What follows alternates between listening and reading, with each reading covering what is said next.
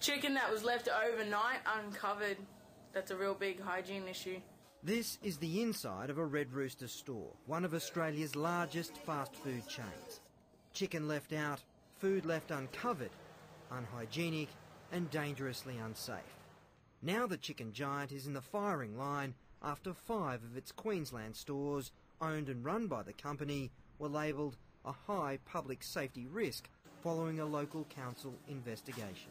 I am tired of complaining about the hygiene, and I'm tired of cleaning up after everybody else. These images, taken by a former Red Rooster staff member, reveal filthy conditions, where food is dropped on the floor, bins left overflowing, and chicken is left on racks overnight. Alarming revelations, considering Australians consume 700 million kilograms of chickens each year. And according to the latest research, up to 75% of all chickens have salmonella prior to cooking. Balled up in a little fetal position like a baby, and I was just, it was nasty. Cold sweats. The most painful abdominal pain in my life, and really, really bad diarrhoea. So, never felt worse.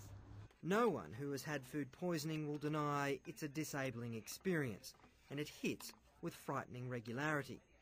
As many as 9,000 Australians are overcome by food poisoning every day. That's over 3 million people here a year. The debilitating reaction costs the economy an estimated $7 billion a year.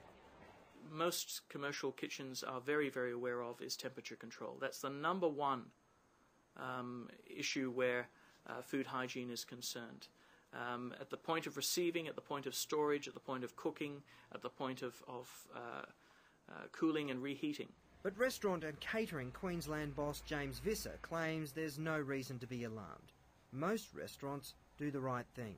There's no doubt that we have an extremely high standard here in Australia, and I can't overstate to you that the amount of cases of this sort of nature are very, very far and few between, and consumers should have complete confidence in what a fantastic product we have in Australia at the end of the day.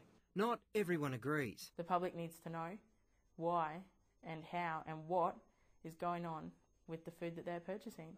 Now they will. This Brisbane restaurant, Harem, found out the hard way this week. It's the first restaurant named and shamed under new Queensland regulations after 19 diners were struck down with food poisoning. Following complaints to Queensland Health, scientific tests revealed they had eaten contaminated chicken and lamb dishes.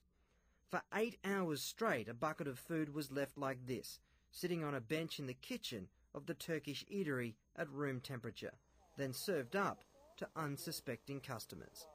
For 8 hours, knowing food's been sitting on a bench, if you're not going to be horribly sick, you're going to be dead. Simple as that. Outspoken Australian chef and former My Restaurant Rules competitor Simon Gregalia says the industry has become dominated by unskilled operators, interested only in money, and many kitchens across the country are bacterial time bombs. It comes down to, if in doubt, throw it out. That's what a good chef will do. It's these people that aren't taught these practices that will serve up food that is very questionable. I've been sacked from a place before for not wanting to serve up food that was off. Simon has called for a governing body to control the industry and protect diners from shocking hygiene practices like this. Watch as this cook takes an uneaten stir-fry off the plate, washes it in the sink before serving it back up to customers. Or bacteria. Bacteria is what's going to happen to the food. It's going to grow and harbour bacteria, anything from botulism to salmonella, and that can result in headaches, nausea, diarrhoea to death. The Harem's owners were this week crying foul, claiming the restaurant had been virtually empty since. We asked diners what they thought of the Harem's safety standards. That's disgusting. I work in the hospitality industry, and that's nasty. You shouldn't do that. It's basically like firing a gun down a crowded street, and if you make someone sick, you deserve to suffer. Simon Gregalius agrees, supporting a name and shame policy for all serious repeat offenders. If you get named and shamed, it's for a reason. If you're sending 18 people to hospital, it's for a reason. You shouldn't be operating. You should be having a good, long, hard look at yourself and your food practices and see what you're doing in the industry and what you're doing to professional chefs.